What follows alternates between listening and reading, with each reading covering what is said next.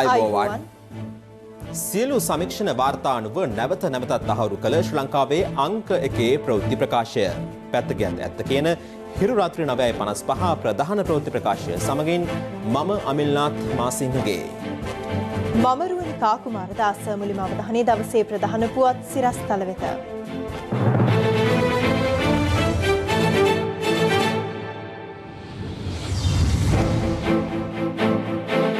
පූජ්‍ය අතුරුලියේ රතන හිමි අපේ ජනබල පක්ෂයේ ජාතික ලයිස්තුවෙන් පාර්ලිමේන්තුවට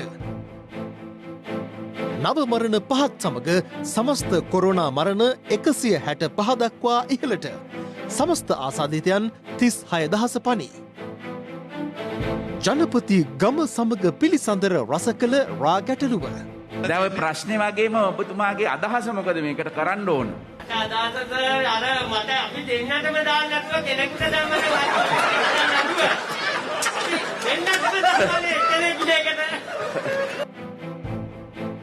දූෂණ චෝදනා එල්ල වූ නිලධාරීන් ඇතුළු RMV 600කට හදිසි ස්ථානමාර්වීම්. ඔන්ලයින් දරුවාගේ ඇසට පීඩාවක්ද? ඒකෙම කාන්ත වගේ ගැටියක් කියන හේතුව එක දිගට ඇහි පේශීන් සංකෝචනය වෙලා තියෙන්නේ. ඒක පොරොත්තු දෙන්නේ නැහැ අපිට. වෙනම චලනය වන තල තුනක් විටමින් E හා කුමාරිකා සහිත නිසා ඉතා සමීප හා සුසිනිදු රැවුල බෑමක්. ඔබත් අදම පික් ෆ්ලෙක්ස් 3 සමග ප්‍රොෆෙෂනල් ෂේව් එකක් අත්විඳින්න.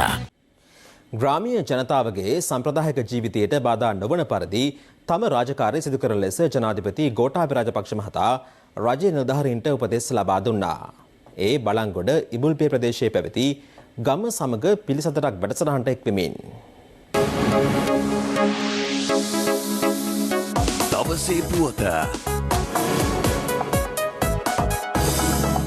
ග්‍රාමීය ජනතාවගේ කලක් තිස්සේ නොවිසඳී ඇති ගැටලු පිළිබඳව සොයා බැලීමේ අරමුණින් සිදු කරන ගම සමග පිළිසඳරක් වැඩසටහනේ තෙවැන්න බලංගොඩ ඉඹුල්පේ රාවණාකන්ද ගම්මානයේදී අද පැවැත්වුණා. මේ විශේෂත්වය වන්නේ ජනාධිපතිවරයා අදාළ ගම්මානයටම ගොස් එම ගැටලු පිළිබඳව සොයා බැලීමයි. මෙම සංචාරය අතරතුර ජනාධිපතිවරයා බලංගොඩ ආනන්ද මෛත්‍රී පාසල වෙත ගොස් එම පාසලේ සිසුවෙකුගේ නව නිර්මාණ ඇගයීමටද ලක් කළා. රාවණාකන්ද තෝරවෙල් කන්ද විද්‍යාලයේ සිසුන් වෙත ස්මාර්ට් පන්ති කාමරයක්ද ජනාධිපතිවරයා අතින් ප්‍රදානය කෙරුණා. අපි උණුසුම් අත්පොළ සන්නාදයකින් මේ මව්බිමේ පළමු පුරවැසියා ගෞරවනීය රාජනායකයා අතිගරු ජනාධිපතිතුමනි එගොඩ බලයේබඩ කොට්ටාසේ ග්‍රාම සේවක වසං 8ක පමණ ජනතාව පානීය ජලය නොමැතිව දුෂ්කරතාවයට පත් වෙලා තිනවා. මේ ගමටත් වතුර දෙන්න පුළුවන් සර්. අපිට බට්ටික දාන්න විතරයි මාස 4ක් 6ක් වගේ කාලයක් ඇතුළත මේ ගමටත් වතුර දෙන්න පුළුවන් සර්. දැන් ඇත්තටම හැම තැනකම ගියාම පාරවල් සහ පානීය ජලය හැම කෙනෙක්ගේම ප්‍රශ්නයක්. ඒ නිසා අපි මේ පාර අයවැයනොත් විශාල මුදලක් ඒ වගේම ප්‍රතිපත්තියක් වශයෙන් අපි පාරවල් වෙනුවෙනුත් පානීය ජලය වෙනුවෙනුත් විශාල මුදලක් යොමු කළා තියෙනවා. අපේ වලේබොඩ වත්තේ තේ කර්මන්ත ශාලාවක් තුණා. ඒක දැන්ට පිච්චිලා අපිට මේ වැඩක් කරගන්න විදියක් නැහැ. දෙන පැත්තේ දළු කිලෝ කොහමත් 25000ක් විතර වගේ නැලිනවා. මම බලන්න ඒ සමාගමත් එක්ක කතා කරලා අපිට ඒක කරන්න පුළුවන්ද කියලා. අපිට ගොඩාක් ස්තුති වෙනවා. මෙච්චර කාලයකට ජනාධිපතිතුමා කෙනෙක් මේ කමට ආපුකේ ලොකුම දෙයක්. අපේ කාලේ ආලවත් නැහැ ජනාධිපතිතුමා ආවා කියලා. අතිගරු ජනාධිපතිතුමනි අපිට කියන්න තියෙන්නේ දැන් උඩකන්ද විද්‍යාලයේ තියෙන ලොකු ගැටලුවක් වැස්ස ගොඩක් දවසට ළමයිට නායන්න ඒක මෙව වෙලා තියෙනවා. ළමයි ඉස්කෝලේ යන්නත් අමුගොඩ අමාරුයි. එයාලට මේ අහපව් ගෙදර එන්න වෙනවා. ඒ වගේම තාම නැටුම් ගුරුවරයෙකුත් නැහැ. ඒ වගේම තමයි පොඩි පීඩා පිට්ටනියක් තියෙන්නේ අපිට. මේ අර වරුසාව දවසට දරුවන්ට ඉස්කෝලේ යන්න බැරියයි මග තියනවාද පාලමක් නැතිකම? දෙකේ ගොඩ නැගිල්ලක් තියෙනවා. නෑ නෑ වරුසාව දවසට ඒ නායමේ මේ සලකුණු තියෙනවා කුකුරලා පිටිය. මොකද්ද කරන්න ඕන? ලබන අවුරුද්දේ ප්‍රතිපාදන වලින් ඒක රීස්ට්‍රක්චර් කරන්න යන්නේ සර්. ක්‍රීඩා පිට්ටනිය? ක්‍රීඩා පිට්ටනියට නම් ඉඩ අනුව අපිට ප්‍රතිපාදන අවශ්‍ය වෙනවා. නෑ ඉඩ තියනවාද එතන මට මම හමුදාවේ වල එක හදලා දෙන්න. ඉඩ තියනව නේද ඒක? ඒ තියෙන ක්‍රීඩා පිටිය කුඩා ක්‍රීඩා පිටියක් වුණාට ඒක පුළුල් කරන්න පුළුවන්. ඒක මම කරවල දෙන්න. හරි. වාගේ ඉස්කෝලේ ගොඩනැගිල්ලත් හදලා දෙන්නම්. ක්‍රීඩා භූමියත් හදලා දෙන්නම්. නැටුම් ගුරුවරියත් එවනවා කිව්වනේ. අනුකොළ වසමේ තේ දලුනේ අවුරුදු 25ක් වෙනවා ඒ ඉඩම් හදලා රාජරක්ෂණයකින් 5 දෙනෙක් අල්ලගෙන ගිහින් නඩු දැම්මා. දලු මෙලමින් සිටියේදී ඒ ඉඩම් ප්‍රමාණයට ඉඩම් මැනලා ඉවර වෙලා ඒ පදිංචි අයට බලපත්‍ර ලබා දීම සඳහා අපට කටයුතු කරන්න පුළුවන්. මාස 3ක විතර කාලයක් ගත වෙනවා. මේක හැම දිස්ත්‍රික් එකම තියෙන ප්‍රශ්නයක්. මේක අපි කිව්වා ඉක්මනට මේ ජනතාවට ඔප්පු ලබා දෙන ක්‍රමවේදයට ඉක්මන් කරන්න කියලා. කඩිනමින් මේ කාර්ය කරන්න. දීර්ඝ කාලීනව මේව පාවිච්චි කරන අයට මෙහිම අත්නොමතිකව නඩු දාන්න එපා කියලා කියන්නට ඕන. ඒවා ඒ අයට භුක්තියක් දෙනකම් ඒ ඔප්පුවක් ලබා දෙනකම් මේ වගේ දළු කඩන ඉන්න අවස්ථාවලදී නඩු දැමීමෙන් එහෙම වැළකින්නට ඕන. මම කියන්නේ දැනට තියෙන කැල විනාශ කරලා හැබැයි වගා කරන්න යන්න එපා. පාරම්පරිකව පදිංචි වෙලා හිටපු අය ගැන තමයි මම මේ කතා කරන්නේ. බලංගොඩ ප්‍රධාන රෝහලේ ඉඳලා කිලෝමීටර් 25කට වඩා දුරින් ඉන්න 10000කට වැඩිය ජනතාව ඒක කේන්ද්‍රගත වෙලා ඉන්න ගස් වලින් වැටිලා සර්පයෝ කාලා රෝහලට ගෙනියද්දි මගදී මිය යනවා. මගදී ප්‍රතිකාර නැති නිසා. ඒ වෙනුවෙන් දැන් අවුරුදු 3කට කලින් විවෘත කළා ග්‍රාම්‍ය රෝහල මනතුන් කන්නේ. තාම ජනාධිපතිතුමනේකට වෛද්‍යවරයෙක් එක්ක කාර්ය මණ්ඩලයේ දීලා රෝහලක් විදියට සංවර්ධනයලා නැහැ. අපිට ඒක ප්‍රාථමික වෛද්‍ය ඒකකයක් වශයෙන් එතුමා කියපු දේ කරන්න අපිට වෛද්‍ය නිලධාරීන් හිටියේ නැහැ. මොකද අඩුපාඩුවක් දැනටත් නැද්ද වෛද්‍යවරයෙක්? දැනට නැහැ සර්. අපි සර්ගෙන් මේ ප්‍රශ්නේ ඉල්ලීම කළපු හින්දා අපි වෛද්‍යවරයෙක් අපි ලබා දෙමු. ස්ථිර වෛද්‍යවරයෙක් අපි පෙබරවාරි මාසෙ ඉඳලා එවන්න. පෙබරවාරි මාසෙ බැච් එක එනවා සර්. පෝස්ට් ඉන්ටර්න් බැච් එක එකෙන් දාන්න පුළුවන්. දැනට අපිට RMO කෙනෙක් එවන්න බැයිද? පුළුවන්. අපිට දැනට RMO කෙනෙක් එවන්න. වීලිවය අමුණේ වැලි දොරවල් අරින්න නැතුව අපේ පවුල් 300ක් පමණ අසරණභාවයට පත් වෙලා සිටිනවා. ඔබතුමා නියෝගය දුන්නා පොලිසියේ ප්‍රධානියාට මේක වහම ඇරලා කවුද ඒක වහන්නේ? පාර්ලිමේන්තු අධ්‍යක්ෂණතුමා දැනුවත් කරලා ඒක ඉදිරි සතිය ඇතුළත මේ සම්බන්ධ මැදිහත් වීමක්. නෑ දැන් මේකේ මීට ඉස්සෙල්ලා වතාවක් මට කියලා ඒක කළා දුන්නා. හැබැයි ආපහු ඒක වහලා කියලා තමයි කියන්නේ පොලිසියනොත් ඒක බලන්න. ඒ කොන්ත්‍රාත්කරුවද වහන්නේ? කවුද ඒක වහන්නේ? වාරි මාර්ග දෙපාර්තමේන්තුවේ තමයි වහන්නේ. වහන්නේ කොන්ත්‍රාත්කරුවට දෙන්නෙත් වාරි මාර්ග දෙපාර්තමේන්තුව. මම ඒක මැදිහත් වෙනවා. වනජීවීන්ගෙන් අපිට පොඩි ප්‍රශ්නයක් තියෙනවා. ආපු ගමන් අපි අල්ලනවා වෙනවනේ. අපි කැලේ විඤ්ඤාත කරන්නේ. ගමෙන් ලනු කිව්ලා තමයි පිටුල් බඳින්නේ වෙලාවකට. දැන් ඔයාව ඇල්ලුවද කී පාරක් ඇල්ලුවද? ගමට ගෙනාව එදා රාටික. සාබෝතල් 16ක් තිබුණද? ඒක ගෙනාපු ගමන් මේගොල්ලෝ පොලිසියෙන් ගිහින් අල්ලගෙන මට කෑන් එකක් දැම්මා. අර කපලා ගෙනාපු එක්කෙනාට එකක් දැම්මා උසාවි. ඊට පස්සේ මට 50000ක් ගැව්වා දෙන්නටම. ඉතින් මම ඒකනේ ඊට පස්සේ 50000ක් ගැව්වා ස්වාමී. රා සම්බන්ධයෙන් තියෙන නීති අධිකරු ජනාධිපතිතුමනි ගහ යට මීටර් 50ක අරය ඇතුළත රා විකුණන්න පර්මිට් එකක් දෙනවා. නමුත් සාමාන්‍යයෙන් සන්තකයේ තබා ගැනීමේ සීමාව තියෙන්නේ ලීටර් 1.5ක්. සාධාරණව බලන්න මේ එහෙමයි. ඒකට නීතිය වෙනස් කරගන්නට ඕන නම් ඒක අපි වෙනස් කරගන්නට ඕන. මොකද ගහ මුලින් ඉඳලා විකුණන්නේ නැහනේ. ඔක ඇතුළත් වෙන එකටත් ප්‍රශ්නයක් තියෙනවද ඔයගලන්ට? දැන් ඉස්සරහට මේ ප්‍රශ්නේ තියෙයි කියලා හිතනවනේ. වනජීවියක සූදානම් පාරම්පරිකව ඒ කර්මාන්තය කරන අයට ඒව කරගෙන යන්න දෙන්න සූදානම්. දැන් ඔය ප්‍රශ්නේ වගේම ඔබතුමාගේ අදහස මොකද මේකට කරන්න ඕන? අදහස අර මට අපි දෙන්නටම දාන්න නැතුව කෙනෙකුට දැම්මම හරි නැතුව. දෙන්නටම දාන්නේ කෙනෙක් දෙකට. කාටද ඔයාටද දාන්න ඕන අනිත් එක්කෙනාටද? අනිත් එක්කෙනාට නෙමෙයි මට කමන්නට. දවසේ පුවත.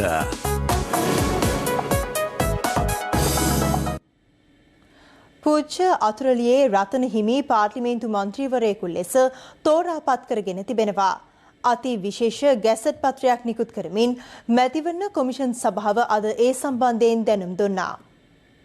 අංක 2206 ඇලයිරක් 22 අති විශේෂ ගැසට් නිවේදනයක් නිකුත් කරමින් මැතිවරණ කොමිෂන් සභාව නිවේදනය කළේ පූජ්‍ය අතුරුලිය රතන හිමි පාර්ලිමේන්තු මන්ත්‍රීවරයෙකු ලෙස තෝරාපත් කරගන්නා බවයි. මෙම වසරේ අගෝස්තු මාස 5 වෙනිදා පැවති පාර්ලිමේන්තු මැතිවරණයෙන් අපේ ජනබල පක්ෂය ඡන්ද 67758ක් ලබාගත් අතර ඔවුන්ට එක් ජාතික ලයිස්තු මන්ත්‍රීවරයෙක් හිමි වුණා. එම මන්ත්‍රීවරයාට තමන්ව පත් කරන ලෙස ඉල්ලා අපේ ජනබල පක්ෂයේ ලේකම්වරයෙහි හිපවූ පූජ්‍ය වේදිනිගම විමලතිස්ස හිමි මැතිවරණයෙන් පසු ඔක්තෝබර් මාස 11 වෙනි දින ලිපියක් මගින් මැතිවරණ කොමිෂන් සභාව වෙත දැනුම් දී තිබුණා. කෙසේ වෙතත් ඉන්පසු උන්වහන්සේ ප්‍රසිද්ධියේ පෙනී නොසිටි අතර පක්ෂයේ විවිධ පාර්ශව සඳහන් කළේ පූජ්‍ය වේදිනිගම විමලතිස්ස හිමි අතුරුදන්ව ඇති බවයි. පූජ්‍ය වේදිනිගම විමලතිස්ස හිමි පැහැරගෙන ගොස් සංගවා තබාගෙන සිටින බවට පූජ්‍ය අතුරුලිය රතන හිමියන්ට චෝදනා එල්ල වුණේ අතරතුරයි. එමෙන්ම අපේ ජනබල පක්ෂයේ මන්ත්‍රී ධුරය සඳහා පූජ්‍ය ගලගොඩත්තේ ඥානසාර හිමිගේ නමද යෝජනා වුණා.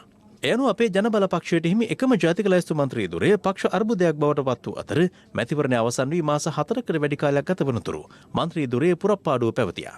මැතිවරණ කොමිෂන් සභාව විසින් මන්ත්‍රීවරයාව තෝරාපත් කරගනු ලැබූ අතර අතුරුලිය රතන හිමියන්ට සුබ පතන බව පූජ්‍ය ගලගොඩත්තේ ඥානසාර හිමි පැවසුවා. COVID-19 වසංගතයත් සමග ඔන්ලයින් අධ්‍යාපනයට වැඩි වශයෙන් යොමු වීම නිසා ඇතැම් පාසල් දරුවන් දෘෂ්ටි අපහසුතාවට ලක්වන බව වෛද්‍යවරුන් පෙන්වා දෙනවා. මේ නිසා පරිගණකයේ හෝ ජංගම දුරකථනයේ භාවිතයේදී ඒ අතරතුර විවේකයක් ගැනීම සුදුසු බව වෛද්‍ය මතයයි. අධ්‍යාපන ක්‍රමයේ වෙනසක් ඇති කරමින් පාසල් දරුවන්ගේ අධ්‍යාපන කටයුතු තාක්ෂණය යොදා ගනිමින් සිදු කෙරෙන්නේ COVID-19 වසංගත තත්ත්වයක් සමගයි. පොත්පත් සහිත බෑගය රැගෙන පාසල් ගිය දරුවන් මෙවන විට හුරු වී සිටින්නේ දුරකථනය ඉදිරියේ හෝ පරිගණකයේ ඉදිරිපිට සිට සිය අධ්‍යාපන කටයුතු සිදු කිරීමටයි. නමුත් මේ ඔන්ලයින් අධ්‍යාපනයට වැඩි වශයෙන් යොමු වීම හේතුවෙන් දෘෂ්ටි අපහසුතා පෙන්නුම් කරන දරුවන්ගේ සංඛ්‍යාත්මක වැඩිවීමක් සිදු ඇති බවට වෛද්‍යවරුන් පෙන්වා දෙනවා. කම්පියුටර් විෂන් සින්ඩ්‍රෝම් කියලා එක පරිගණක පාවිච්චි කරන මැදිවියේ එහෙම නැත්නම් අවුරුදු 20 අවුරුදු 25 වගේ කට්ටියගේ ඒකට දෙයක්. හැබැයි අපි පහුගිය දවස්වල දැක්කා ඉතාමත් අඩු වයසේ ළමයින්ට මේක එන්න පටන් ගත්තා. ඒක හොයලා බලනකොට ඒක අපිට දැනුණා මේක ඔන්ලයින් අධ්‍යාපනයට යොමු වෙලා ඔන්ලයින් ක්‍රීඩා වලට යොමු වෙලා ඔන්ලයින් ෆිල්ම් වලට යොමු වෙලා මේ පහුගිය කාලය තුළ ඒක ඉතාමත් දැඩි ලෙස වැඩි වීගෙන යනවා. බටහිර වෛද්‍ය විද්‍යාවේදී කම්පියුටර් විෂන් සින්ඩ්‍රෝම් ලෙස හඳුන්වන මෙම තත්ත්වය ඇතිවීමට බලපාන හේතු කවරේද? නොකඩවා අධික වේලාවක් පරිගණක පාවිච්චි කිරීම, නියමිත ආලෝක තත්ත්වයන් යොදා නොගැනීම, පරිගණකයට ආසන්නව වාඩි වී සිටීම වැනි තත්ත්වයන්. ඒ වගේම මෙම ශිෂ්‍යයන්ට හඳුනා නොගත් දෘෂ්ටි රෝග තත්ත්වයක් තිබිය හැකියි. මෙවැනි රෝග ලක්ෂණයක් ඔබගේ දරුවාට දකින්නට ලැබුණහොත් වෛද්‍යවරයෙක් වෙත යොමු කිරීම වැදගත්. ඔන්ලයින් අධ්‍යාපනය සිදු කරන ඔබේ දරුවත් මේ රෝග ලක්ෂණ වලින් පෙළෙන්නේද? ඒකෙක්ම ඇස් රෙදෙනවා කියනවා. සමහර විට සමහරු කියනවා කලන්ත වගේ ගැටියක් කියනවා. එසේනම් මේ තත්ත්වයෙන් වැළකීමට දරුවන් සිදු කළ යුත්තේ කුමක්ද? හැම විනාඩි 20කටම සැරයක් Taman පරිගණක තීරේ හරි ස්මාර්ට් දුරකථනයෙන් අයින් කරලා අඩි 20කට යන දෙයක් දිහා තප්පර 20ක් වත් බලන්න ඉන්න. එතකොට ආපහු ඇහි තියෙන පේශී සංකෝචන විච්ඡේව ආපහු සාමාන්‍ය තත්ත්වයටපත් වෙනවා, රිලැක්ස් වෙනවා කියලා කියනවා. නිතරම හිතාමතාම ඇසිපිය ගැසීමත්, ඇසිපිය ගැසීම සම්පූර්ණයෙන්ම සිදු කිරීමත්, එමගින් ඇස මතු පිට ඇති කඳුළු නියමිත පරිදි ඇසේ පෘෂ්ඨය මත පැතිරීම පහසු වෙන අතර, ඒ වගේම ඇසේ වියලි බව මෙයින් අඩු වෙන්නේ නැත්නම් කෘත්‍රිම කඳුළු බෙහෙතක් පවා වෛද්‍ය උපදෙස් සහිතව භාවිතා කිරීමට සුදුසුයි. මෙම පාඨමාලා මෙහෙවන ගුරුවරුන්ගේ අවධානය යොමු කරන්නට කැමැති ශිෂ්‍යයන්ට අවශ්‍ය විවේක කාලයක් ලැබෙන පරිදි වැඩසටහන් සකස් කරන ලෙස COVID-19 ආසාදනයෙන් සිදු වූ තවත් මරණ 5ක් අද වාර්තා වීමත් සමග මෙරටින් වාර්තා වන සමස්ත COVID මරණ ගණන 165 දක්වා ඉහළ ගියා. මෙරටින් වාර්තා වන සමස්ත COVID ආසාදිතයන් ගණන 36000 සීමාව ඉක්මවා ගියේ අද දිනේ වාර්තා වූ ආසාදිතයන් 660ත් සමගයි. මේ අතර බස්නාහිර පළාතෙන් පිටව යන පුද්ගලයන් සඳහා අහඹු ලෙස රැපිඩ් ඇන්ටිජන් පරීක්ෂණ සිදු කිරීම අද ආරම්භ වුණා. බස්නාහිර පළාතෙන් පිටවන්නන් අහඹු ලෙස තෝරාගෙන රැපිඩ් ඇන්ටිජන් පරීක්ෂණ සිදු කිරීම ආරම්භ කෙරුණේ අද පෙරවරු වෙයි. එය අනුව කොළඹ හලාවත ප්‍රධාන මාර්ගයේ මීගමුව කොච්චිකඩේදී, කොළඹ නුවර ප්‍රධාන මාර්ගයේ නිට්ටම්බුව ප්‍රදේශයේදී, කොළඹ රත්නපුර මාර්ගයේ කොස්ගම ශාලාව ප්‍රදේශයේදී සහ කොළඹ මාතර ප්‍රධාන මාර්ගයේ බේරුවල ප්‍රදේශයේදී මේ පරීක්ෂණ සිදුවනවා. රෝග ලක්ෂණ නොපෙන්වා රෝගීන් සිටින්න පුළුවන්. මේ වගේ රෝගියෙක් තමන්ගේ ගම් පළාත් වලට ගියාම ඒ පැතිවලටත් මෙම රෝගේ පතුරවන්න ඉඩ තියෙනවා. බස් රථات ඒ වගේම අනිකුත් සියලුම වාහන අහඹු ලෙස පොලිසිය සහ සෞඛ්‍ය අංශ එකතුව මේ පරීක්ෂාවට භාජනය කරන්න තමයි සූදානම් වෙන්නේ. කොළඹ රත්නපුර මාර්ගයේ ශාලාව ප්‍රදේශයේදී රැපිඩ් ඇන්ටිජන් පරීක්ෂණ කටයුතු සිදු වුණේ මෙලෙසින්. එහිදී කොළඹ සිට වැලිමඩ දක්වා ගමන්ගත් බස් රථයක සිටි පුද්ගලයෙකුට කොවිඩ් ආසාදිත බව තහවුරු වුණා. එම ආසාදිත පුද්ගලයා ඇතුළත් කෙරුණේ ශාලාව කොවිඩ් ප්‍රතිකාර මධ්‍යස්ථානයටයි. ඔහු කොළඹ වරායේ සේවය කරන ඇහැලියගොඩ ප්‍රදේශයේ පදිංචිකරුවෙක්. බස් රථයේ පැමිණි පිරිස අතරින් ආසාදිත පුද්ගලයා ආසන්නයේ සිටි 6 දෙනෙකුට නිවෙස්වල නිරෝධායනය වන ලෙස දන්වා බස් රථයේම වෙන් කර රඳවා පිටත් කර යවුණා. බේරුවලදීද රැපිඩ් ඇන්ටිජන් පරීක්ෂණ මෙලෙස සිදු වුණා. අද දිනේ බස්නාහිර පළාතෙන් පිටව යන්නන් සඳහා සිදු කළ රැපිඩ් ඇන්ටිජන් පරීක්ෂාවන් 451කින් ආසාදිතයන් 5 දෙනෙකු හඳුනාගත් බව යුද හමුදාපති ලෙෆ්ටිනන්ට් ජෙනරාල් ශවේන්ද්‍ර සිල්වා මහතා ප්‍රකාශ කළා.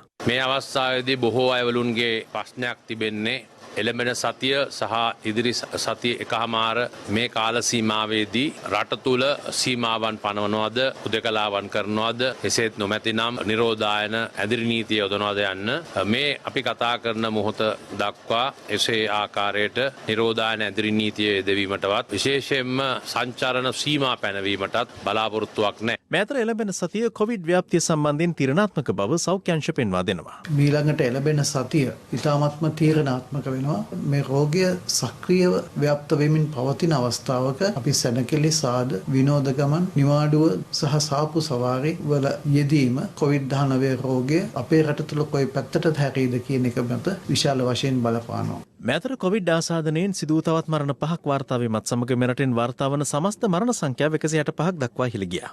අගලවත්ත ප්‍රදේශයේ පදිංචි 72 වැරදි පුද්ගලයෙකු රෝහල්ගත කරන විට ජීවිතක්ෂයට පත්ව ඇති අතර ඔහුගේ මරණයට හේතුව COVID-19 ආසාදනය සහ අධිරුධිර පීඩනය නිසා ඇති වූ හෘදයාබාධයක්. මග්ගුණ ප්‍රදේශයේ පදිංචි 86 හැවිරිදි කාන්තාවක් නිවසේදී ජීවිතක්ෂයට පත්ව තිබුණේද COVID-19 ආසාදනය සහ අධික රුධිර පීඩනය නිසා ඇති වූ හෘදයාබාධයකින්. කොළඹ 15 පදිංචි වයස අවුරුදු 76ක පුද්ගලයෙකු හෝමාගම මූලික රෝහලේදී ජීවිතක්ෂයට පත් වුණා. ඔහුගේ මරණයට හේතුව උග්‍ර වූ වකුගඩු රෝගී තත්ත්වය හා කොවිඩ් නියුමෝනියාවයි.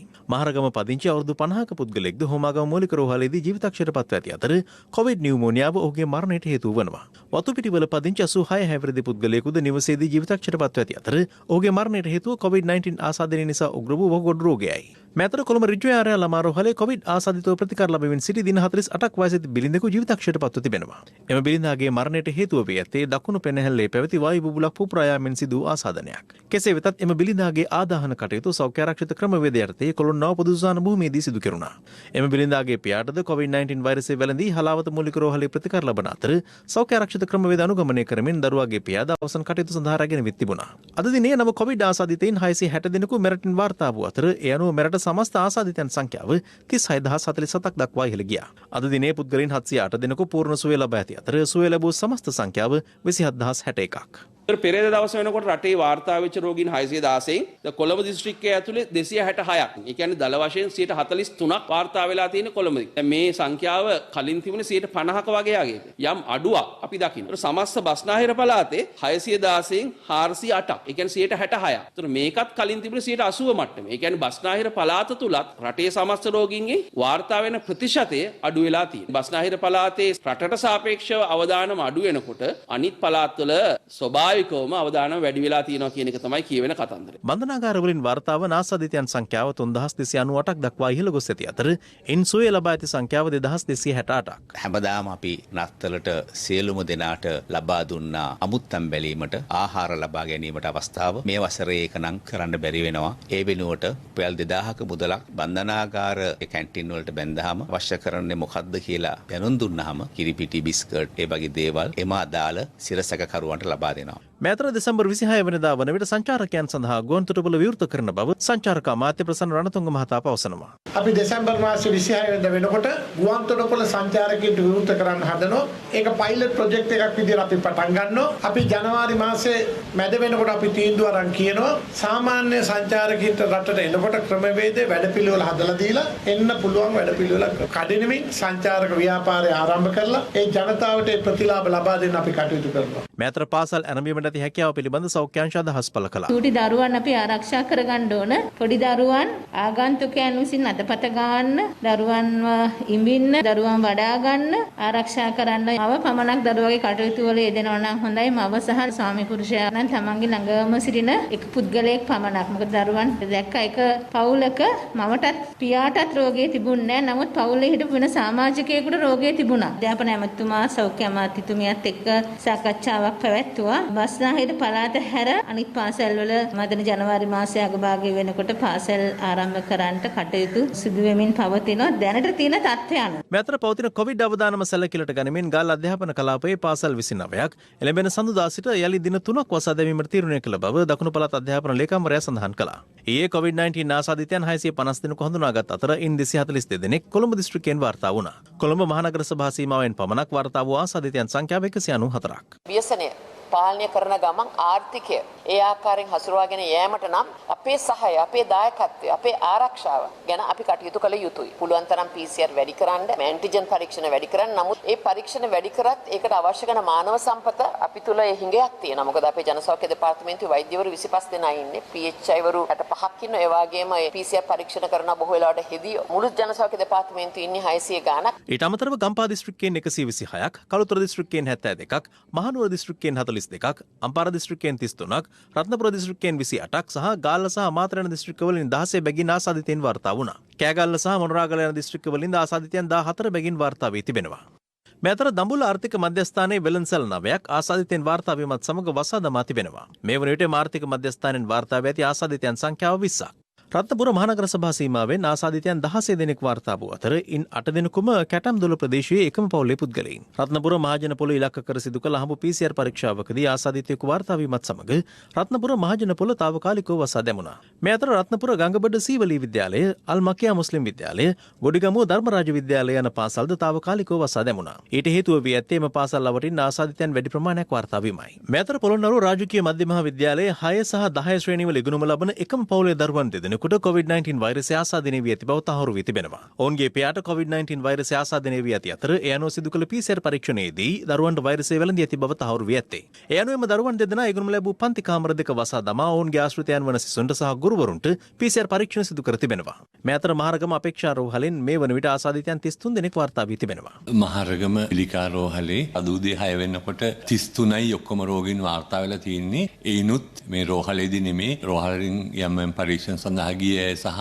පිට අය තමයි මේ රෝගයට ගොදුරලා තියෙන්නේ. අපි මේ රෝහලට එන අවදානම් කලාපවල එන අයගේ හැමෝගෙම රැපිඩ් ඇන්ටිජන් ටෙස්ට් එක සහ PCR කරනෝ. මේ රෝහලට එන්න බය වෙන්න එපා. ඒ වගේම හැමදාමත් අසිරිමත් නත්තලට ඇවිල්ලා මේ සල්සල යන මේ සැරේ කවුරුත් තාම ආවේ නැහැ. මම ඉතා ආදරෙන් ඉල්ලා සිටිනවා මේ රෝගීන් ගාවට යන්නේ නැතුව ආරක්ෂා සහිතව නත්තල් සැරසිලි හිම කරන්නත් ඔබට තාමත් විවෘතයි අවස්ථාව. මේ සැරේ මේ අපේ කුඩා දරුවන්ට නත්තල් සීලවත් හිම කරත්තවත් නත්තල් තෑගිවත් ලැබෙන්නේ නැහැ. නමුත් ඔබට පුළුවන් ඇවිල්ලා තෑගි ගෙනල්ලා ඒ වාට්ටු වලට බාර දෙන්න කුඩා දරුවන් සඳහා බෙදා ගන්න.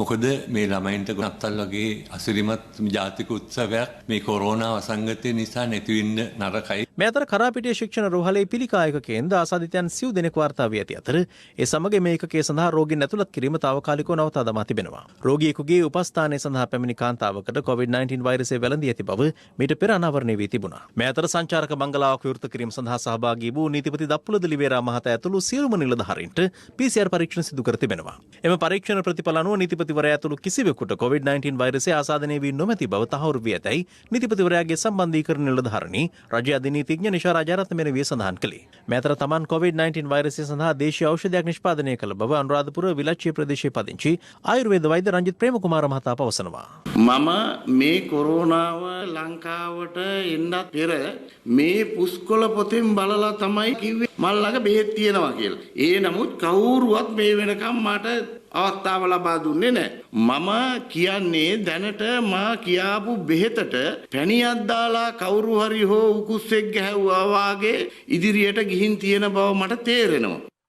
මේ අතර ධම්මික බණ්ඩාර මහතා විසින් නිෂ්පාදනය කළ ඖෂධීය පැණිය ලබා ගැනීම සඳහා කෑගල්ල උඩුමාගම් ප්‍රදේශයට අදත් විශාල පිරිසක් පැමිණ සිටියා. කෙසේ වෙතත් පොලිසිය සහ මහජන සෞඛ්‍ය පරීක්ෂකවරුන් විසින් පිරිස විසිරුවා හැරියා. දැන් ඔයාලා අද දවසේ කොහොම හිටියත් දෙන්නේ නැහැ. පරීක්ෂණ මට්ටමේ පවතින හින්දා ඒක තේරුම් ගන්න ඕනේ. මේ අතර ධම්මික බණ්ඩාර මහතාගේ කොවිඩ් වෛරසය සඳහා නිෂ්පාදනය කළ ඖෂධීය පැණිය ලබා ගැනීමට පැමිණි 5 දෙනෙක් වරකබල පොලිසිය මගින් අත්අඩංගුවට ගෙන තිබෙනවා. ඒ නිරෝධායන සඳහා යොමු කළ බවට ඇතුළත් ව්‍යාජ ලේඛන රැගෙන වී තිබීම හේතුවෙන් දෙවුලපිටිය කොවිඩ් ප්‍රතිකාර මධ්‍යස්ථානයේ ප්‍රතිකාර ලබන බණ්ඩාරගම අටලුගම ප්‍රදේශයේ පදිංචි මුස්ලිම් ජාතික තරුණයන් පිරිසක් මෙවන් ඉල්ලීමක් සිදු කළා. මේ අටලුගම අපේ අම්මලා තාත්තලාට මල්ලිලා නංගිලාට කියන්නේ බය නැතුව PCR එකට ඉදිරිපත් වෙලා ඔක්කොම බය වෙන්නේ නැතුව මෙහෙට එන්න. කිසිම අවුලක් නැහැ.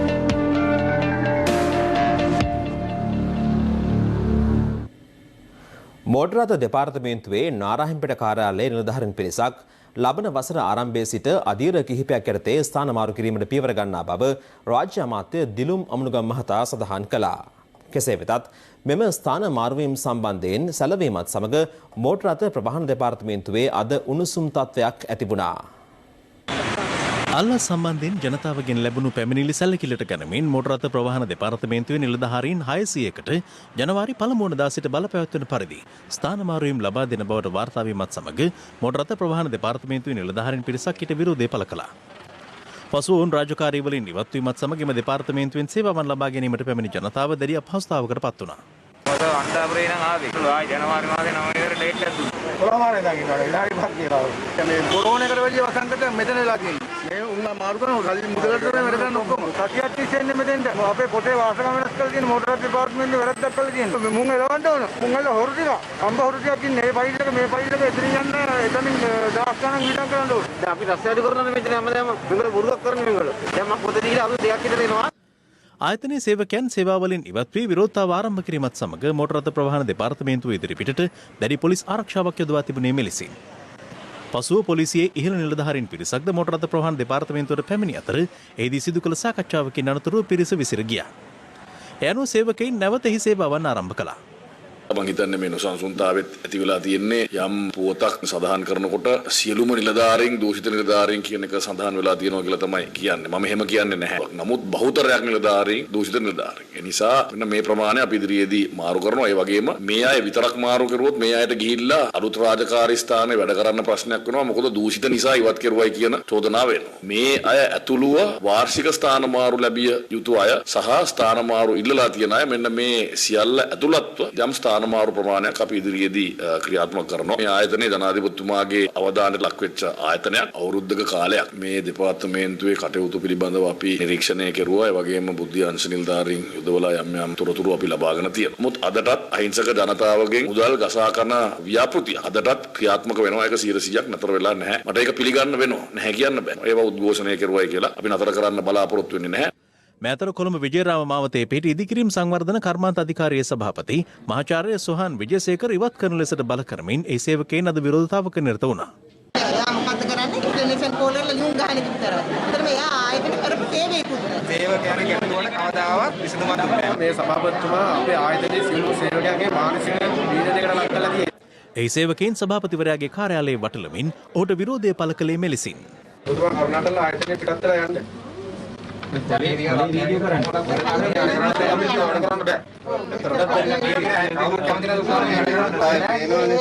පසුව විශේභාර රාජ්‍ය අමාත්‍ය ඉන්දික අනුරුද්ධ මහතා මේ පිළිබඳ සොයා බැලීම සඳහා එම අධිකාරිය වෙත පැමිණියා.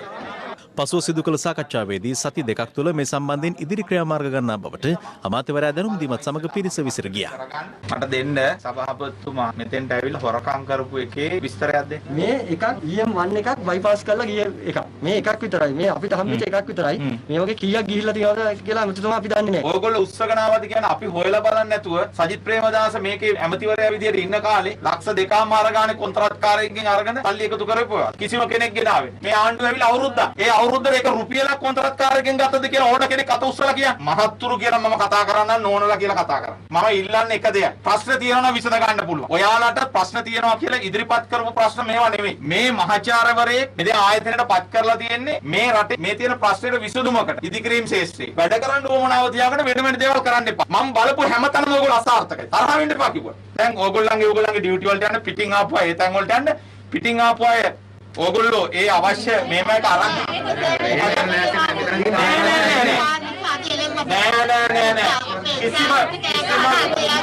කිසිම වෙලාවක නෑ ලේකම්තුමා ඉන්න අමාත්‍යාංශ මම වාඩි වෙලා ඉන්නවා මම ප්‍රශ්න විසඳනවා ගන්න එපා කියලා කුලප්පු කරලා ප්‍රශ්න ඇති කරගන්න එපා. කොතරම් විවේචන එල්ලුවද සංවර්ධන ක්‍රියාවලිය අඛණ්ඩව ක්‍රියාත්මක කරන ලෙස ආර්ථික පුනර්ජීවනය පිළිබඳ ජනාධිපති කාර්යසාධක බලකායේ සභාපති බැසිල් රාජපක්ෂ මහතා රාජ්‍ය නිලධාරීන්ගෙන් ඉල්ලා සිටිනවා. ගම සමග පිළිසඳර වැඩසටහන යටතේ වැඩ සමග යලි ගමට ව්‍යාපෘතියේ ඌව පළාත් වැඩසටහනට බදුල්ලේදී එක්වෙමින් ඔහු සඳහන් කළේ සමෘද්ධි අමාත්‍යංශයේ සඳහා රුපියල් බිලියන 10ක් වෙන් කර ඇති බවයි. මෙහිදී රාජපක්ෂ මහතාට කිතුල් කර්මාන්තයේ සම්බන්ධයෙන්ද ගැටලු ඉදිරිපත් වුණා. බදුල්ල දිස්ත්‍රික්කයේ විශාල ප්‍රමාණයක් කිතුල් ආශ්‍රිත නිෂ්පාදනක ගොවීන් ඉන්නවා. නමුත් එයාලා අද වෙනකොට ප්‍රමිතියෙන් යුක්ත භාණ්ඩයක් හැටියට නිෂ්පාදනයක් වෙන්නේ නැහැ. ඉතින් රජය මැදිහත් වෙලා එයාලා ඉල්ලීමක් කරනවා යම් වැඩපිළිවෙලක් කර්මාන්ත ශාලාවක් වගේ අපිට ආරම්භ කරන්න පුළුවන් නම් ඒ පිළිබඳව ගිය කැබිනට් පන්ලියට විශේෂ කැබිනට් සංදේශයක් ඉදිරිපත් කරා වෙනම මණ්ඩලයක් පත් කරලා කිතුල් වගාව ප්‍රවර්ධනය කිරීම හා කිතුල් වගාවේ ආශ්‍රිත කර්මාන්ත දියුණු කරන්න. ආණ්ඩුවේ ආයතන දන්නේ නැහැ මේ ආයතනයක් අර තල්ලා ආයතන වගේ මන් දන්නේ ලංකාවේ නම් මේ කිතුල් එක ගෘහ කර්මාන්තයක් ආයතන ගැන බලාපොරොත්තු තියාගන්න එපා මම දන්නුනේ ඔය ආයතන හැම එකක්ම ඒ පෙන්ෂන් ගිය කාට හරි මේ සභාපතිකමක් ගන්න වෙන්නේ නැති ඔය හැබැයි ඒක නෙවෙයි ගමේ ඔයලා ගමේ මේ ඒ ගොවියට හරි ඒ නිෂ්පාදකයට උදව් කරන්න කෙලින්ම මේ වගේ අමාත්‍යාංශයෙන් උදව් කරන්න ප්ලෑන් කරලා තියෙනවා සර්. හොඳයි සමෘද්ධි අමාත්‍යාංශයට මේ ගෘහස්ත ආර්ථිකය දියුණු කරන්න මේවර මිලියන 10000ක් ඒ කියන්නේ බිලියන 10ක් වෙන් කරලා තියෙනවා. ඒතකොට මාසෙකට බිලියනයක් වියදම් කරන්න ඕන. මම හිතන්නේ අමාත්‍යාංශයට ඒක ලොකු කාර්යයක්. කොයි එක කරත් වැරදි කියලා විවේචන තියෙනවා. ඉතින් තමුන් නොකරපු වැරද්දකට විවේචනය කරාට කිපෙන්නේ නැතුව සැලෙන්නේ නැතුව බිය වෙන්නේ නැතුව වැඩ කරන්න. ඒවා එහෙම කරලා පළපුරුදු කෙනෙක් ඇටියට මම කියන්නේ. යහපාලන රජය සමයේ දේශපාලනික අවශ්‍යතා මත නීතිය ක්‍රියාත්මක කරන ආයතනවලට සිදු කළ බලපෑම් සම්බන්ධයෙන් අදත් විවිධ පාර්ශවයන් අදහස් පළ කළා. දැන් රංජන රාමනායකලා ඒගොල්ලෝ කතා කරපේවා හඬපඩි අද තියෙනවා. අද අපි අහලා තියෙනවා මේ රටේ ජනතාව විතරයි නෙවෙයි විදේශ ජනතාවත් අහලා තියෙනවා. අපි එහෙම මේ බూరు වැඩ කරන්නේ නැහැ. රංජන රාමනායකලා කරාට අධිකරණෙත් එක අපි සෙල්ලම් කරන්නේ නැහැ. අධිකරණයේ අවතාක්ෂේරු ලක් කරන්නේ නැහැ. මේ රටේ විධායක වස්ත්‍රාදායක අධිකරණය තමයි රට පාලනය කරන්නේ. ඉතින් අධිකරණය කඩාවැටෙනවා කියන්නේ අනිත් ආයතනත් කඩාවැටෙනවා කියන එක. ඉතින් ඒ තත්ත්වෙට අපේ ආණ්ඩුවවත් ජනාධිපතිතුමාවත් අගමැතිතුමාවත් යන්නේ නැහැ කියන එක මම රංජන රාමනායකලාට කියන්න කැමතියි. ඡානි අබේසේකර නිශාන්තද සොයිසා කන්දප්පා වගේ පිරිසුත් අපරාධ පරීක්ෂණ දෙපාර්තමේන්තුවේ ලිපිගොනු නඩුගොනු දේශපාලකයන්ගේ ගෙවල් වලට අරගෙන ගිහිල්ලා ඒවා පිළිබඳ සාකච්ඡා සම්මුතිය නැති කරගෙන අදාළ නඩුගොනු සම්බන්ධයෙන් කොහොමද ක්‍රියාත්මක වෙන්න ඕනේ කියන එක පිළිබඳවත් සාකච්ඡා කරලා තියෙනවා. තමන්ගේ රාජකාරිය විවිධ දේශපාලකයන්ගේ අවශ්‍යතාවයන් මත වෙනස් කිරීම වලට ලක් කරපු කිසිදු නිලධාරියෙකුට සමාවක් ලබා නොදිය යුතුයි. ඒ වගේම ඒ සියලු වැඩ කටයුතු මෙහෙයවීම සඳහා සියලු පිඹුරුපත් සකස් කළ දේශපාලකයෝ රනිල් වික්‍රමසිංහ මහත්තයා, චම්පික රණවක මහත්තයා, අනුර කුමාර දිසානායක මහත්තයා, රාජිත සේනාරත්න මහත්තයා, මංගල සමරවීර මහත්තයා වගේ පිරිස් එකතු වෙලා නඩුගොනු ලිපිගොනු කළමනාකරණය කිරීම සඳහා මැදිහත් වෙච්ච පිරිසටත් විශේෂයෙන්ම රංජන් රාමනායක වැනි දේශපාලකයන්ටත් දඬුවම් කළ යුතුයි. ඡානි අබේසේකරලා කාලේ යහපාලන ආණ්ඩුව කාලේදී නම් ටග්ගාල දේශපාලන දඩේම කරන්න ඕනේ කවුද? ඒ කෙනාට හැකි ඉක්මනින් සානි අබේසේකරලාට උදව් කරපු මැති ඇමතිගොල්ලෝ ටග්ගාල එහෙට මෙහෙට කෝල් කරලා ඔක්කොම කරලා අවශ්‍ය පුද්ගලයන්ව ගොදුරු කරගත්තා. හැබැයි ඒ ගොදුරුණු පුද්ගලයන් අද සිරගෙදර ඉන්නවා. හැබැයි ඒ සිරගෙදර ඉන්න පුද්ගලයන්ට නිදහස ලබා දීමේ පමාව මේ වෙනකොට අපිට පේනවා සැහැන්ට දුරට සානි අබේසේකරලා නීතිය නම්මලා සමහරක් වැරදි නැති නිර්දෝෂී පුද්ගලයන්ගේ හිරේ දාලා ඒ මිනිසුන්ට කවදද නිදහස ලැබෙන්නේ කියලා මිනිස්සු බලන් ඉන්නවා. මේ එන වසරදිවත් මේ නිර්දෝෂී පුද්ගලයන් සිරගෙදරින් නිදහස් විය යුතුයි. අදම CDB iDeposit ඩිජිටල් ස්ථාවර තැන්පතුවක් අරඹන්න.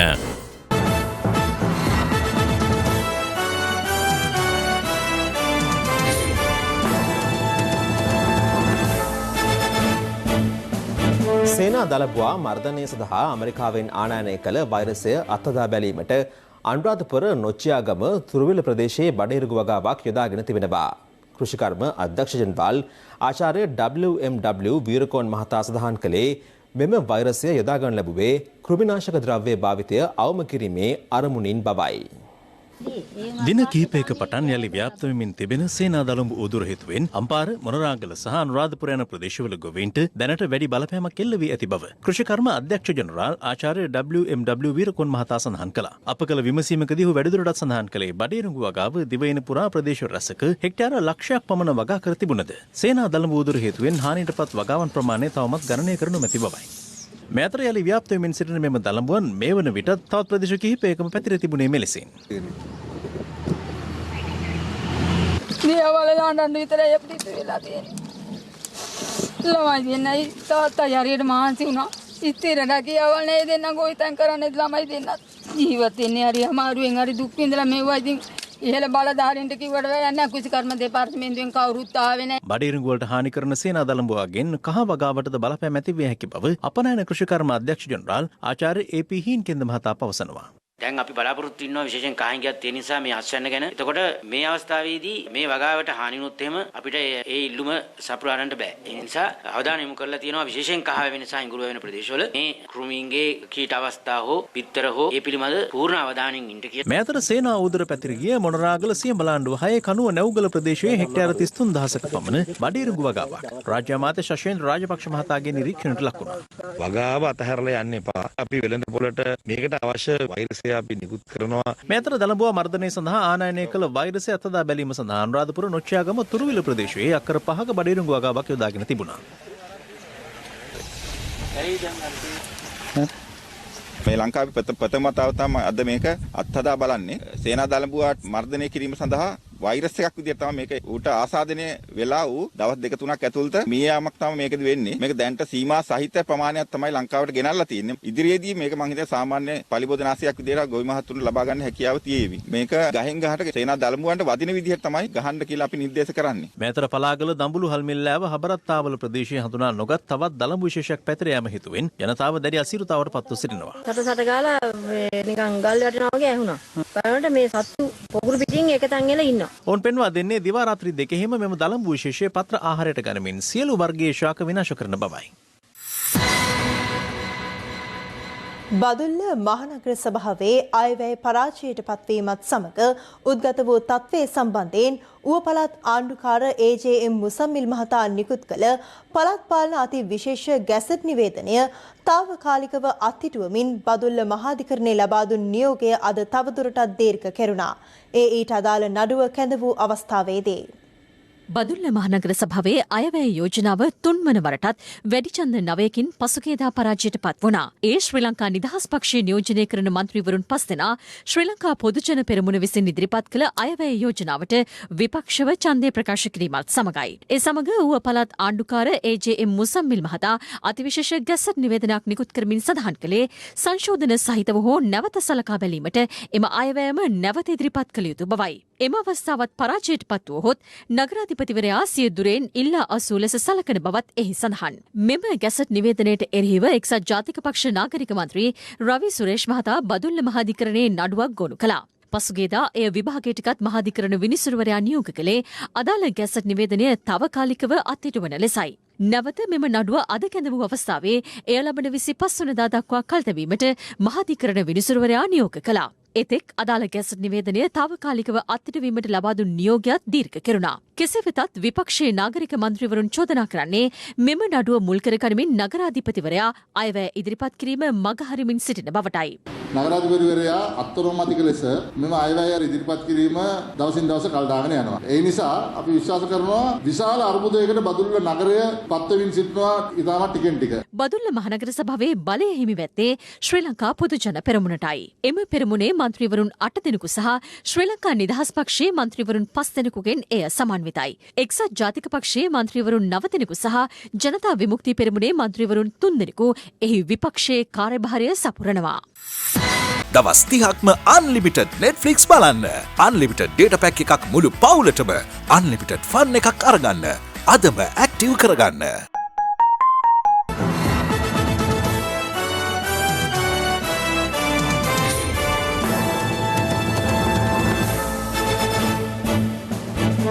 තවත් දේශීය පුවත් කිහිපයක් සමගින් දැන් රටවටා හිරු.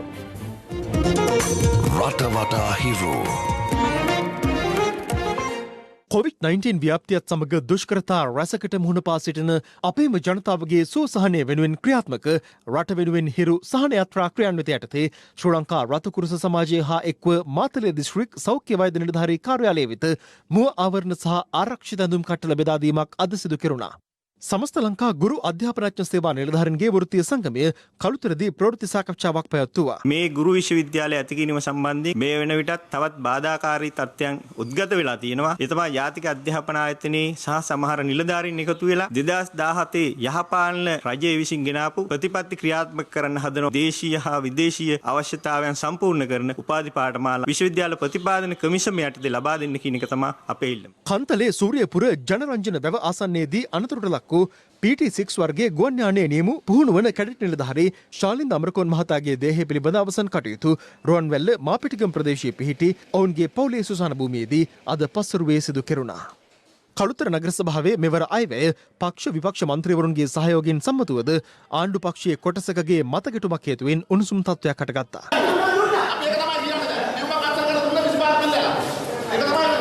රටේ පවතින තත්ත්වයටතේ උතුරු මැද පළාත් ඇතුළු දුෂ්කර පළාත්වල දරුවන්ට මුහුණ පෑමට සිදුව තිබෙන අධ්‍යාපන ගැටලු සඳහා වහා විසඳුම් ලබා දෙන ලෙස ආණ්ඩුවට බල කරමින් ජනතා විමුක්ති පෙරමුණ අනුරාධපුර නගරයේදී සහ ත්‍රිකුණාමලය නගරයේදී විරෝධතා සංවිධානය කර තිබුණා.